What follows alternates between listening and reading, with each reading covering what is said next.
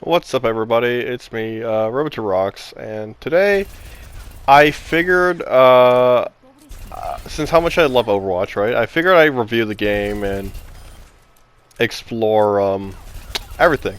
So, without, yeah, just explore my love for the game, I guess, and review it on a mechanical sense. So let's get to it. Wait, wait. Why am I in Genshin? Alright, it's a Genshin review. Okay. Hello everybody, I'm R2R, and like I said before, in the little cringy beginning part where I was going to say, oh yeah, let's review some Overwatch. Yeah, so that's a fucking lie. So today, what we're going to be doing instead is, obviously, we're doing a Genshin review. And so we're going to be talking about what I like about the game, some little free-to-play appreciations, the pros and cons of some features like microtransactions, artifact grinding, the stamina system, open world exploration, just general shit around Genshin, maybe the gacha system too, and yeah. So without further ado, let's go over to the open world. For a mobile game, Genshin's open world is actually really good. It's like really good. Like in the area that you're seeing of right now that I'm currently in the Dragonspine area, which is a cold mountain. So there's it's a pretty area. It's really pretty. I enjoyed the open world, but the shitty thing about the open world is the stamina system, right? Where obviously when you're running, it takes stamina. When you do charge attacks, it takes stamina. Without using charge attacks, you're just kind of no stamina usage and whatnot, and which is it's not always fun. But I'll go more in depth, more with the free-to-play appreciation. On to con number 1 of the Genshin Impact game: microtransactions. Microtransactions is a bitch. The only time they're ever fucking worth it, right, is the $133 one for Canadian. That is only worth it on first buy. And after that, I recommend just buying the $20 one, like the $19.99, because it almost gives you one multi. It doesn't guarantee you one multi, but upon first buy, and then you always get super close to get that multi, and you just do a little bit of grinding, and there you go. You get it. It's the most cost effective, right?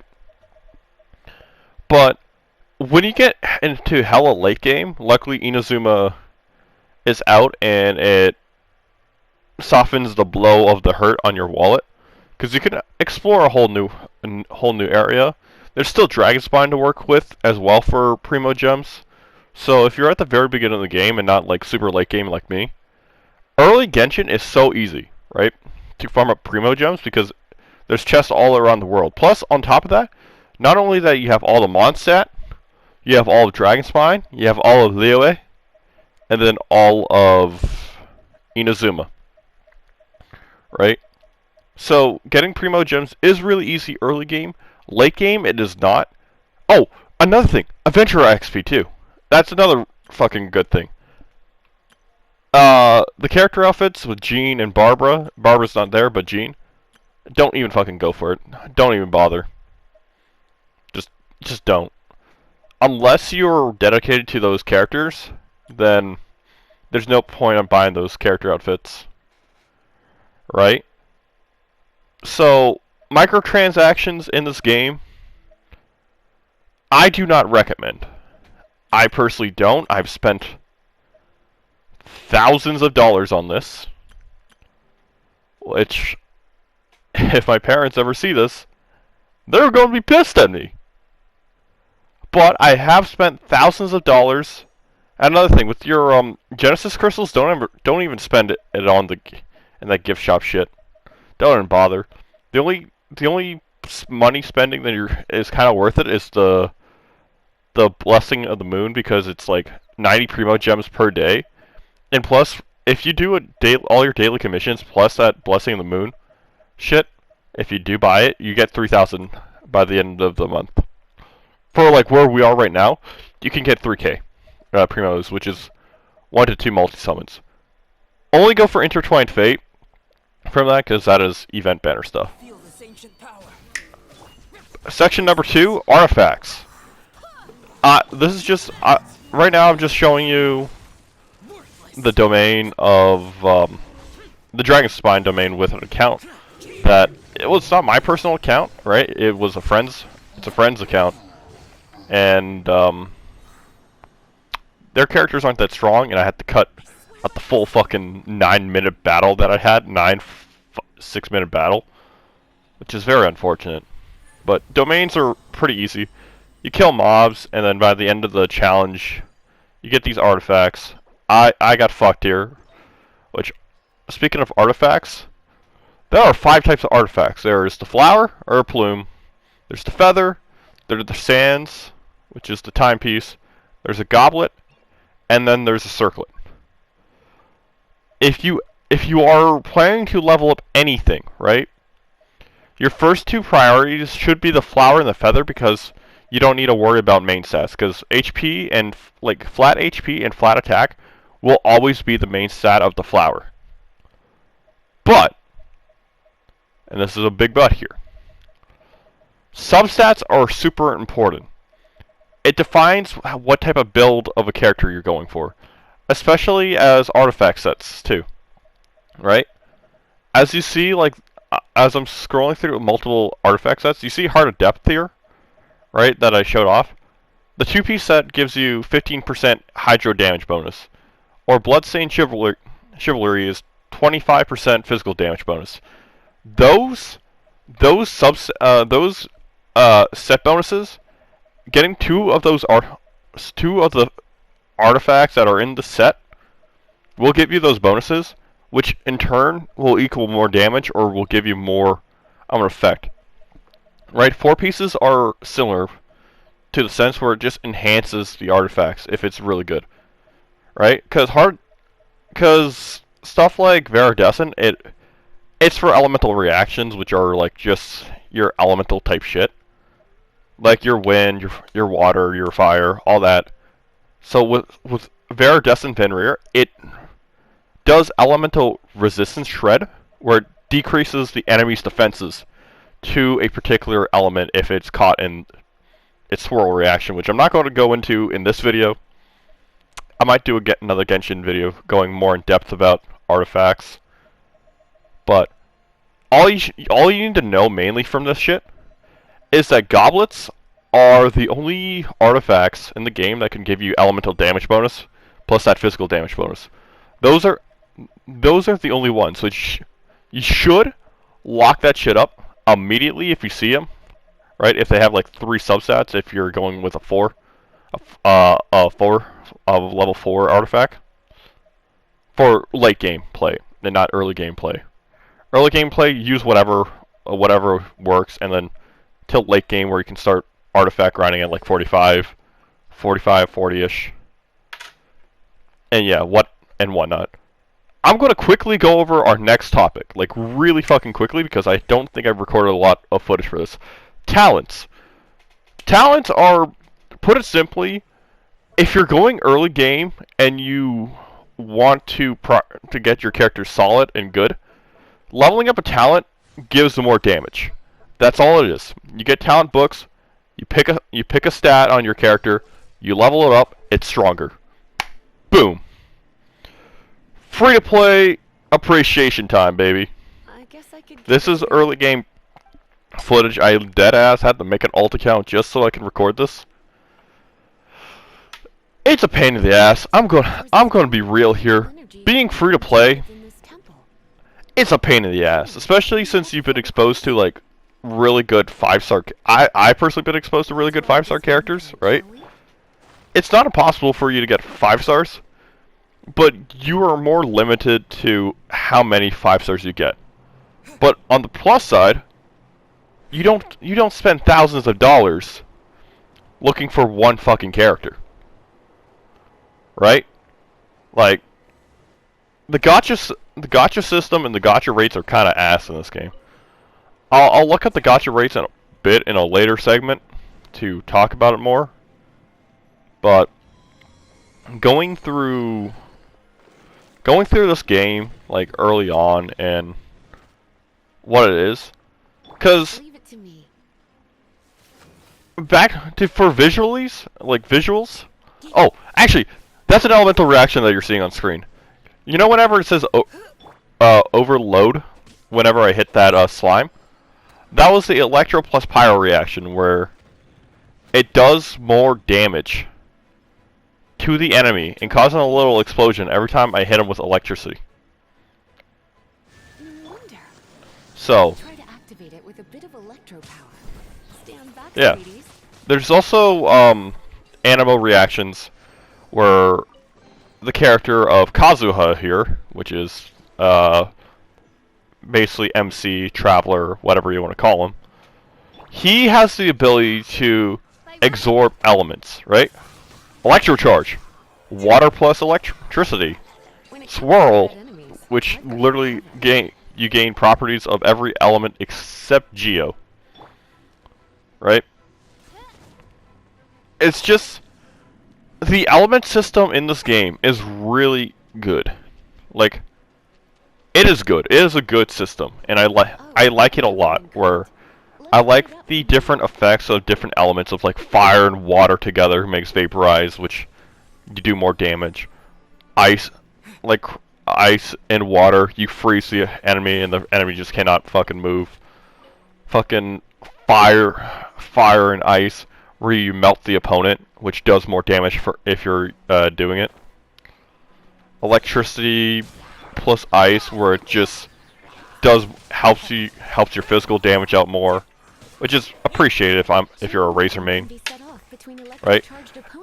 Elemental reactions are a fun part of the game, right? And I'm always excited to test out new characters and get to build out new teams around certain characters, right? It's either with Kazuha, Ayaka,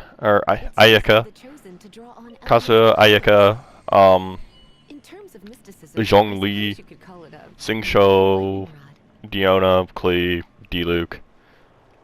Building out characters, right? It's fun.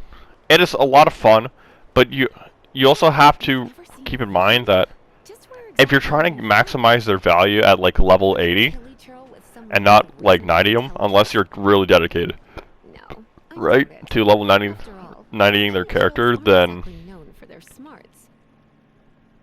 I'm obviously not showing you this footage, right, which is unfortunate, but 90ing your character it's good, but you don't need to, in a sense. You don't need to 90 the character.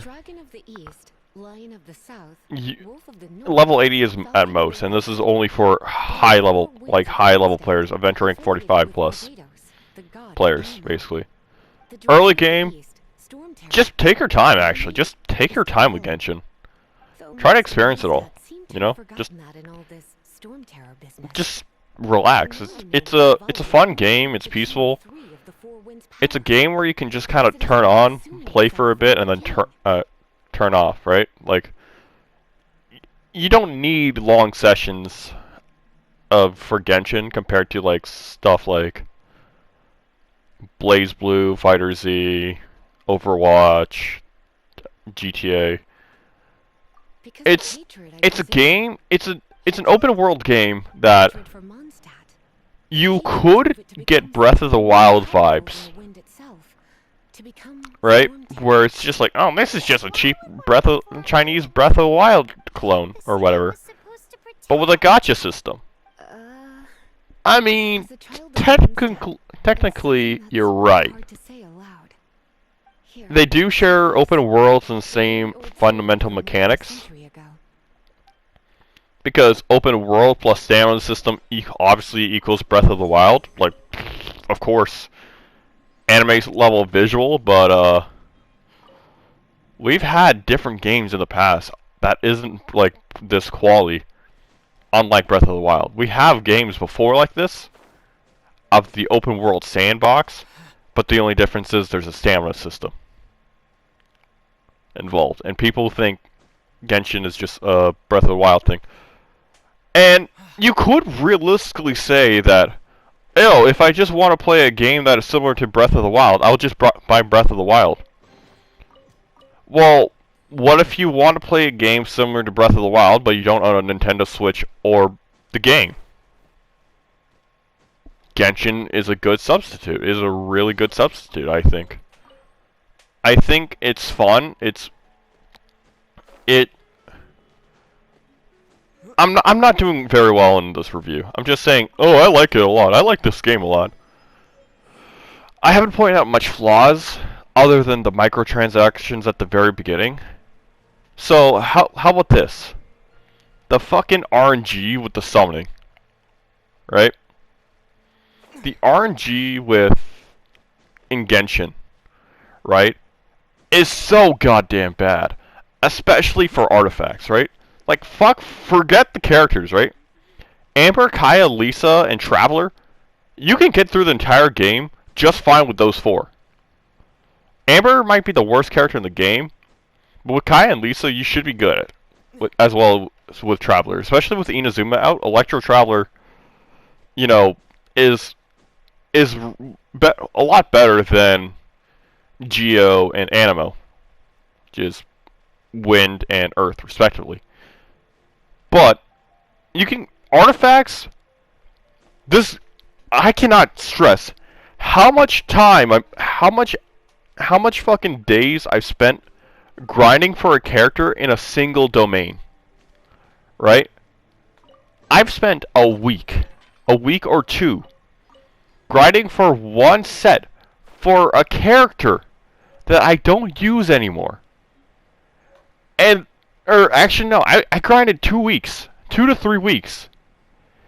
In the Noblesse Oblige domain, which is a domain that gives you, with the 2-piece set, gives you 20% more ultimate burst damage. So more damage for your ult. And that's just for 2 pieces. 2 weeks for 2 decent to good pieces. Now think about how many fucking weeks I would have to spend for a good 4-piece set. If my luck is really bad, I could spend over a month in one domain. And this is not counting resin resets. Because that takes fucking fragile resin, which is a rarity for higher ranked players other than the battle pass now. Or you spend your primo gems, which would normally I'd be like, yeah, go ahead, spend that shit. But you need those primo gems to summon characters. The RNG in Genshin is so fucking bad for things that you want to do. To be like, huh, character have big number, go burr. Dude, my characters could shit out like 30k damage. Right, which basically almost one-shots a lot of the bosses in this game now. But I had to spend so much fucking time in different domains just for this one artifact piece. Like, for fuck's sakes, I literally just got my Zhao online not too long ago, which is a 5-star Anemo character that uses a spear. I've spent so fucking long farming the Viridescent domain and then the new Shimenawa domain, just so I can have a substitute 2-piece gladiators. Cause I'm not gonna be caught fucking dead grinding world bosses for 2-piece glads, which is by far gladiators and Wanderer's Trapeze are 2 of the hardest artifacts to fucking grind. Because not only that it takes 40 resin to kill the world boss, Which is, hey, it's good because you're ascending your character. But 40 fucking resin every goddamn time. It's such a pain in the ass. And if you don't like grinding for shit, right? If you do not enjoy the grind, I do not recommend Genshin. But if you want a game to play with your friends, I definitely recommend it. It is a fun game. It's good. Just be wary of the RNG. Be wary of the fucking microtransactions. That's it. It's free as well. So this is my 7th attempt of recording the ending. So if you don't like Genshin, just uninstall it. It won't hurt you. It shouldn't hurt you that bad. So catch you later.